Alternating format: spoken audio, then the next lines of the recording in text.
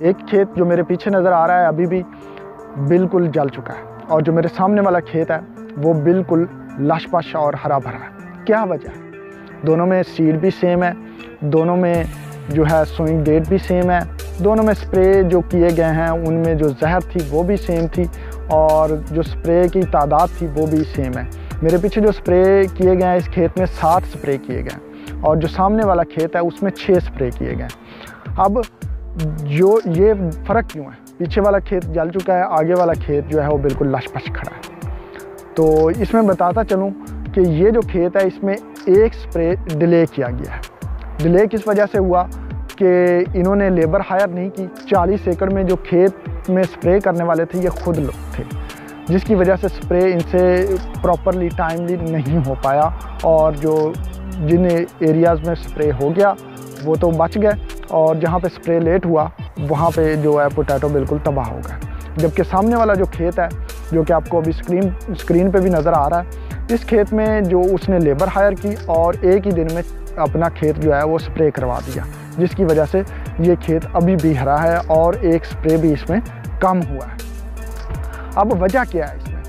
वजह आपको बताता चलूँ कि ये जो बीमारी आई है ये पोटैटो लेट ब्लाइट है। ये वही बीमारी है जो कि 1845 में कहत की वजह बन चुकी है, और उस कहत में 10 लाख बंदे वफात पा गए थे, चूँकि उनका जो स्टेपल फूड था वो पोटैटो था। इस बीमारी में जो सबसे अहम चीज़ है वो टाइम है, और वो टाइम जब इसके लिए माहौल साजगार होता है उसके फ़ौरन बाद आपने स्प्रे करना होता है। अब वो स्प्रे अगर आप लेट करते हैं तो ये बीमारी आपके कंट्रोल में नहीं रहती, उसके बाद आप स्प्रे करते रहेंगे और ये बीमारी फैलती ही रहेगी।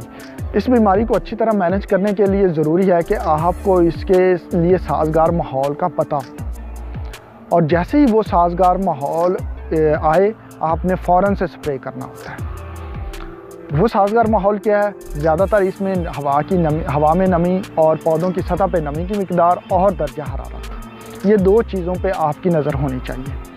और दूसरी अहम चीज़ कि अपने काम को आउटसोर्स करना सीखें। अगर ज़रूरत पड़े तो मज़दूर ज़रूर हायर करें, क्योंकि अब इस खेत की हालत देख लें।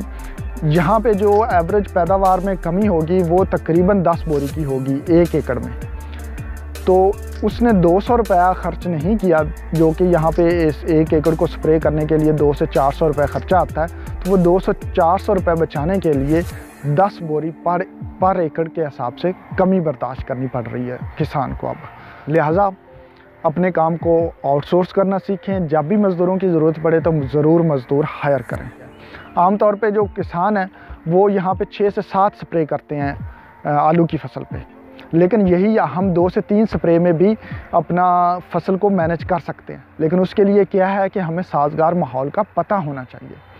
साजगार माहौल का नहीं पता होगा तो हम फिर एहतियातन स्प्रे करते हैं और बहुत ज़्यादा स्प्रे करते हैं। इसके लिए मैं मशवरा दूंगा किसानों को कि अगर एक किसान की 100 एकड़ की फसल है आलू की, तो वो एक अच्छा सा एग्रेरियन हायर कर सकता है, एक टेक्निकल बंदा हायर कर सकता है जिसको इसकी साजगार माहौल और बीमारियों को मैनेज करने में महारत हासिल हो। इस तरह से क्या होगा, उसकी बहुत ज़्यादा बचत होगी। यहाँ पे जो एक स्प्रे करने में ख़र्चा आता है वो तकरीबन 1000 पर एकड़ आता है। आप हिसाब लगाएं कि अगर आपके 100 एकड़ हैं तो 1 लाख रुपया एक स्प्रे पे खर्चा आता है, और अगर आप 7 स्प्रे करते हैं तो उस पे 7 लाख रुपए खर्चा आता है। लेकिन इन 4 महीनों के लिए अगर आप एक टेक्निकल बंदा हायर कर लें 40 से 50 हज़ार की रेंज में, जो कि आपके खेत को वो विज़िट करे, तो आपको वो 2 से 3 स्प्रे में आपकी फसल उगा के दे सकता है, और फर्दर इससे ज़्यादा अच्छी पैदावार लेके दे सकता है।